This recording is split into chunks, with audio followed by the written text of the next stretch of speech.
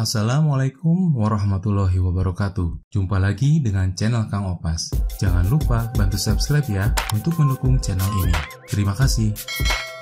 Ini adalah video berbagi pengetahuan ke-18 dari seri berbagi pengetahuan statistik dengan SPSS. Materinya tentang 5 tahap analisis regresi linear berganda menggunakan SPSS bagian pertama. Refresh video sebelumnya, secara umum, maksud dari analisis regresi adalah suatu analisis yang digunakan untuk menganalisis ketergantungan satu variabel dependen dengan satu atau lebih variabel independen, dengan tujuan untuk mengestimasi dan atau memprediksi nilai variabel dependen berdasarkan nilai variabel independen yang diketahui. Jadi, fungsi persamaan regresi selain dapat digunakan untuk mengetahui arah dan besarnya pengaruh variabel independen dilambangkan dengan X terhadap variabel dependen dilambangkan dengan Y, juga untuk memprediksi nilai variabel dependen berdasarkan nilai variabel independen yang diketahui.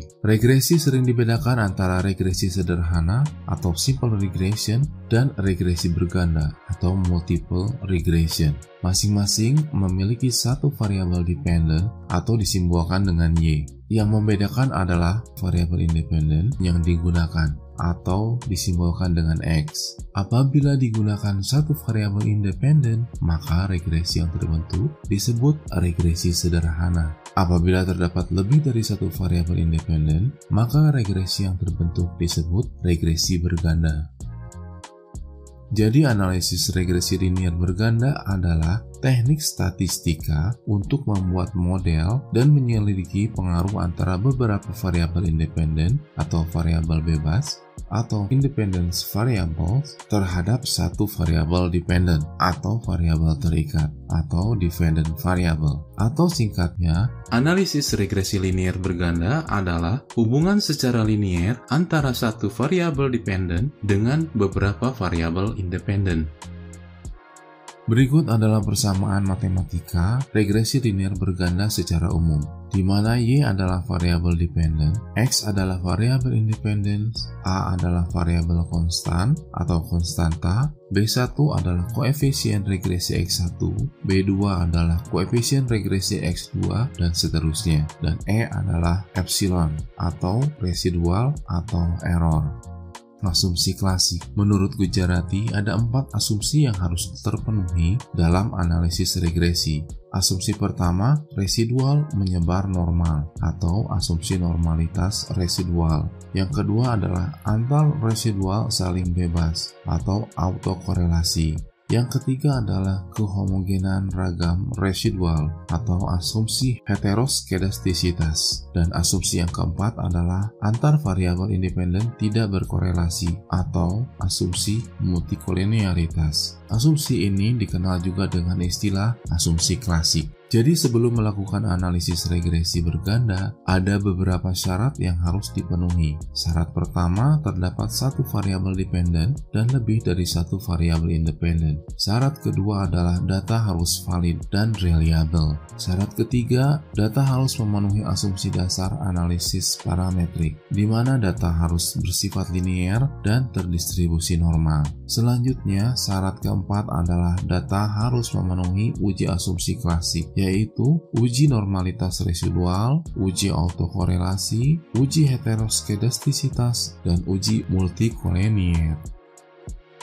Asumsi dasar analisis parametrik bisa diuji sekaligus ketika kita melakukan uji asumsi klasik untuk korelasi regresi linear berganda. Karena biasanya ketika uji asumsi klasik untuk korelasi regresi linear berganda terpenuhi, logikanya berarti asumsi parametrik sudah terpenuhi. Tapi bisa juga kita melakukan dulu uji asumsi dasar analisis parametrik. Karena jika asumsi dasar analisis parametrik terpenuhi, maka kemungkinan besar asumsi klasik untuk korelasi regresi linear berganda juga akan terpenuhi. Di video ini, saya tidak akan melakukan uji asumsi dasar analisis parametrik. Teman-teman bisa melihat uji tersebut pada video saya sebelumnya tentang analisis regresi linear sederhana. Tahapan analisis dan uji regresi linear berganda. Secara garis besar, ada 5 tahap yang perlu dilakukan untuk melakukan analisis dan uji regresi linear berganda menggunakan SPSS. Tahap pertama adalah mengidentifikasi kasus. Tahap kedua, melakukan penginputan data ke SPSS. Tahap ketiga adalah melakukan uji asumsi klasik. Tahap keempat adalah melakukan analisis regresi berganda menggunakan SPSS. Dan tahap kelima adalah membuat interpretasi output analisis regresi. Sekarang kita ke materi contoh kasus. Masih menggunakan contoh kasus yang sama dengan kasus pada analisis regresi linear sederhana. Hanya di kasus ini ditambah satu variabel bebas, yaitu jumlah tenaga penjual atau sales. Seorang manajer pemasaran di PT Dikjaya ingin mengetahui pengaruh jumlah tenaga penjual atau sales dan biaya promosi terhadap tingkat penjualan motor di perusahaannya. Manajer tersebut kemudian melakukan pengamatan terhadap 20 showroom di wilayah berbeda. Berdasarkan sampel yang sudah didapat, maka dapat disajikan hasil data rata-rata penjualan motor setiap bulan di 20 wilayah berbeda, beserta data rata-rata jumlah sales dan biaya promosi yang dikeluarkan. Berikut adalah datanya. Data ini adalah fiktif, hanya untuk keperluan pembelajaran. Bagaimana menganalisis kasus ini? Saya akan menyelesaikan kasus ini sesuai dengan tahapan yang tadi kita bahas. Tahap pertama, mengidentifikasi kasus. Di tahap pertama ini, kita mengidentifikasi kasus dari mulai menentukan variabel dependen dan variabel independen, kemudian menentukan judul penelitian, masalah penelitian, dan hipotesis penelitian. Dari kasus ini, di mana manajer ingin mengetahui pengaruh jumlah sales dan biaya promosi terhadap tingkat penjualan, kita bisa menentukan bahwa tingkat penjualan dipengaruhi oleh jumlah sales dan biaya promosi. Artinya, variabel yang dipengaruhi atau variabel dependen atau Y adalah tingkat penjualan. Sedangkan variabel yang mempengaruhi atau independen variabel atau X adalah jumlah tenaga penjual atau sales dan biaya promosi. Berarti X1 adalah tenaga penjual atau sales dan biaya promosi sebagai X2. Selanjutnya, berdasarkan kasus ini, saya akan membuat judul penelitian pengaruh tenaga penjual atau sales dan biaya promosi terhadap tingkat penjualan motor di PT Dikjaya. Masalah penelitiannya adalah apakah terdapat pengaruh tenaga penjual atau sales dan biaya promosi terhadap tingkat penjualan motor di PT Dikjaya. Jadi model yang ingin diuji secara empiris adalah bagaimana pengaruh tenaga penjual atau sales dan biaya promosi terhadap tingkat penjualan motor di PT Dikjaya. Adapun kerangka penelitiannya apabila digambarkan, maka akan tampak sebagai berikut. Diduga tenaga penjual atau sales dan atau biaya promosi berpengaruh signifikan terhadap tingkat penjualan, sehingga dapat dibuat hipotesis penelitiannya, yaitu terdapat pengaruh yang signifikan dari tenaga penjual atau sales dan biaya promosi terhadap tingkat penjualan motor di PT Dikjaya. Maka H0 adalah tidak terdapat pengaruh yang signifikan dari tenaga penjual atau sales dan biaya promosi terhadap tingkat penjualan motor di PT Dikjaya. Atau ditulis H0.2 B sama dengan 0. Saya menggunakan notasi B karena persamaan regresinya di awal menggunakan yang ini. Tapi bila kita menuliskan persamaan regresinya yang ini, di mana B-nya adalah beta, maka penulisannya menjadi H0.2 beta sama dengan 0. Artinya, tidak ada satupun variabel X atau variabel independen yang berpengaruh terhadap Y, karena nilai betanya adalah 0. Hipotesis 0 adalah suatu pernyataan atau anggapan yang ingin kita tolak. Jadi peneliti berharap bahwa hasil perhitungannya adalah H0 ditolak. Artinya H1 diterima. Karena H0 adalah tidak terdapat pengaruh, maka H1 adalah terdapat pengaruh yang signifikan dari tenaga penjual atau sales dan biaya promosi terhadap tingkat penjualan motor di PT Dikjaya, atau dinotasikan H1.2 beta tidak sama dengan 0. Artinya, secara bersama-sama variabel-variabel independen berpengaruh terhadap Y karena nilai betanya tidak sama dengan 0. H1 ini adalah H1 untuk uji simultan atau bersamaan. Sedangkan H1 untuk uji parsial pada kasus ini ada dua hipotesis, karena di kasus ini hanya menggunakan dua variabel independen. Hipotesis pertama atau H1 diduga tenaga penjual berpengaruh signifikan terhadap tingkat penjualan motor di PT Dikjaya. Dan H2 diduga biaya promosi berpengaruh signifikan terhadap tingkat penjualan motor di PT Dikjaya. Pengujian hipotesis simultan menggunakan uji F, outputnya ada di tabel ANOVA, sedangkan hipotesis parsial menggunakan uji T, outputnya ada di tabel koefisien. Nanti akan dibahas lebih lanjut. Tahap kedua, melakukan penginputan data ke SPSS. Untuk menghemat waktu, data sudah saya input ke SPSS. Langkah penginputan data bisa dilihat di video-video berbagai sebelumnya di channel Kang Opas. Data ini bisa di-download, linknya ada di deskripsi. Silahkan untuk di-download, jadi kita akan melakukan analisisnya bareng-bareng. Ini adalah hasil inputnya. Tahap ketiga adalah melakukan uji asumsi klasik. 4 uji asumsi klasik yang akan dilakukan yaitu uji multikolinier, uji autokorelasi, uji normalitas residual, dan uji heteroskedastisitas. Keempat uji ini akan sekaligus dilakukan di tahap keempat, yaitu saat melakukan analisis regresi berganda menggunakan SPSS. Pengujian asumsi klasik baru bisa dilakukan jika kita sudah melakukan langkah analisis regresi linier, karena pengujian asumsi klasik membutuhkan data residual yang didapat atau dihasilkan setelah melakukan analisis regresi linier. Maksud dari melakukan analisis ini adalah melakukan langkah-langkah atau pengolahan data menggunakan menu analisis regresi linier di SPSS. Jadi tahapan ini, output yang dihasilkan diantaranya digunakan untuk uji asumsi klasik. Apabila model yang terbentuk tidak memenuhi asumsi klasik yang disyaratkan, maka dibutuhkan modifikasi atau transformasi atau penyembuhan terhadap data ataupun model regresi. Sebagai gambaran, berikut adalah bagian dari tahapan penelitian. Jadi bila data tidak memenuhi syarat asumsi klasik, maka dilakukan revisi. Bila memenuhi syarat uji asumsi klasik, maka dilanjutkan ke tahap berikutnya. Oke, kita kembali lagi ke materi. Sekarang saya akan melakukan analisis regresi linier menggunakan SPSS. Pada menu bar, pilih atau klik Analyze, kemudian pilih Regression, lalu klik Linear. Maka akan muncul kotak dialog Linear Regression. Masukkan variabel biaya promosi ke kotak Independence dan variabel penjualan ke kotak Dependent. Untuk metode, biarkan defaultnya, yaitu metode Enter. Selanjutnya klik tombol Statistics. Maka akan muncul kotak dialog Linear Regression Statistic. Ini adalah tampilan defaultnya, di mana estimates dan model fit sudah dicentang. Apabila belum dicentang, pastikan estimate dan model fit sudah dicentang. Kemudian, centang di pilihan Collinear Diagnostic. Pilihan ini untuk mengeluarkan kolom tolerance dan VIF atau Variance Inflation Factor, yaitu untuk menguji multikoliniaritas. Lalu untuk melihat adanya autokorelasi atau tidak, centang pilihan Durbin-Watson Test. Kemudian kita klik Continue.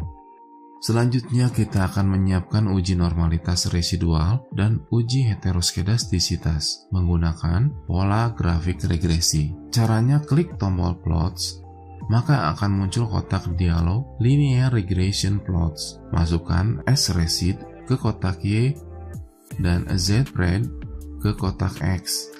Kemudian beri tanda centang pada normal probability plot. Selanjutnya klik tombol Continue. Langkah berikutnya adalah mempersiapkan uji normalitas residual dan heteroskedastisitas menggunakan uji statistik, di mana kita akan mengeluarkan nilai residualnya untuk dijadikan variabel baru. Caranya adalah klik tombol Save, kemudian pada kotak residual centang Unstandardized.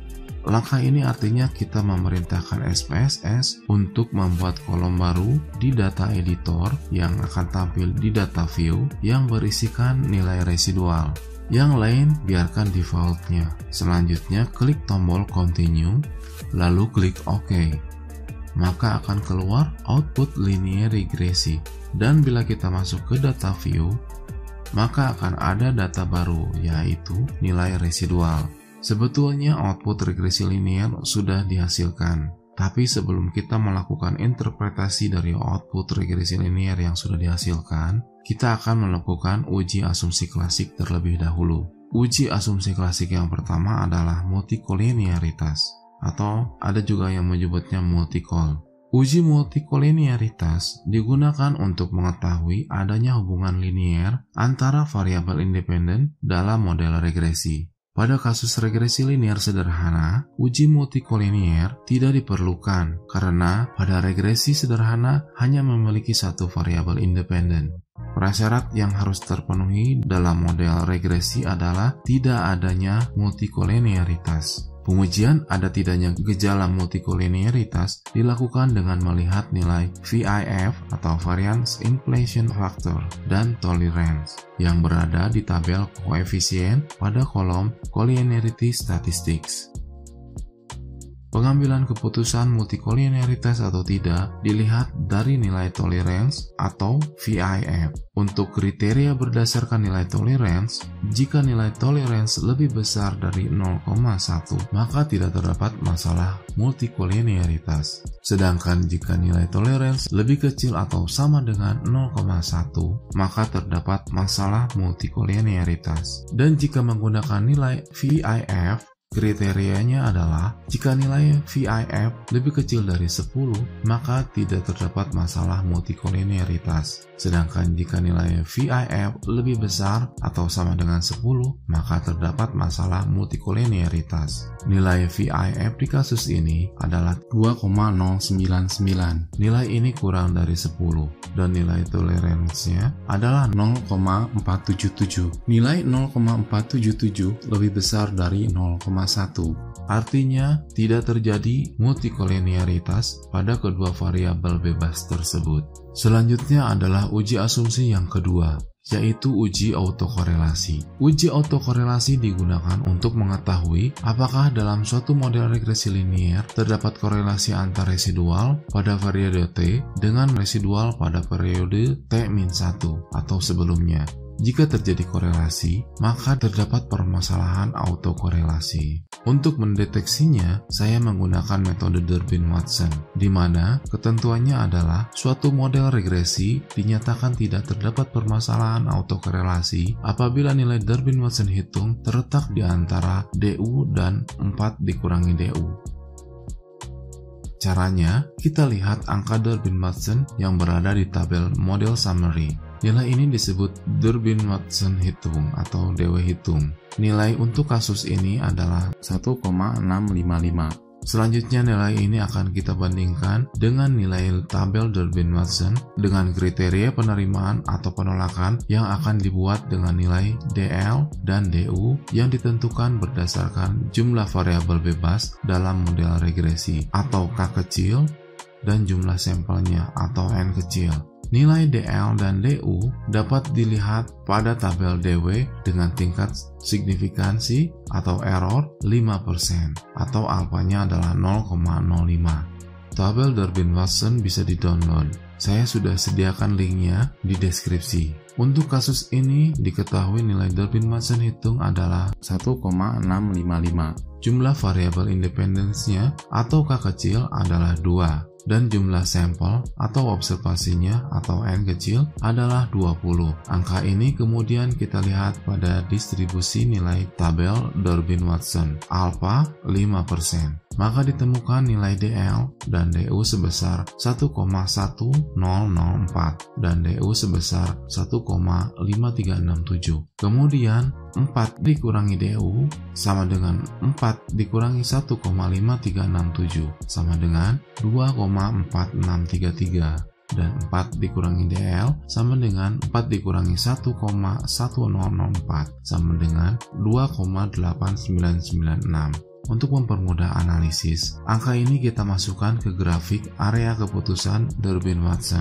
Jadi diketahui nilai DL adalah 1,1004, nilai DU 1,5367. Kemudian 4 dikurangi DU adalah 2,4633 dan 4 dikurangi DL adalah 2,8996. Sedangkan nilai DW 1,655, berarti ada di sekitar ini.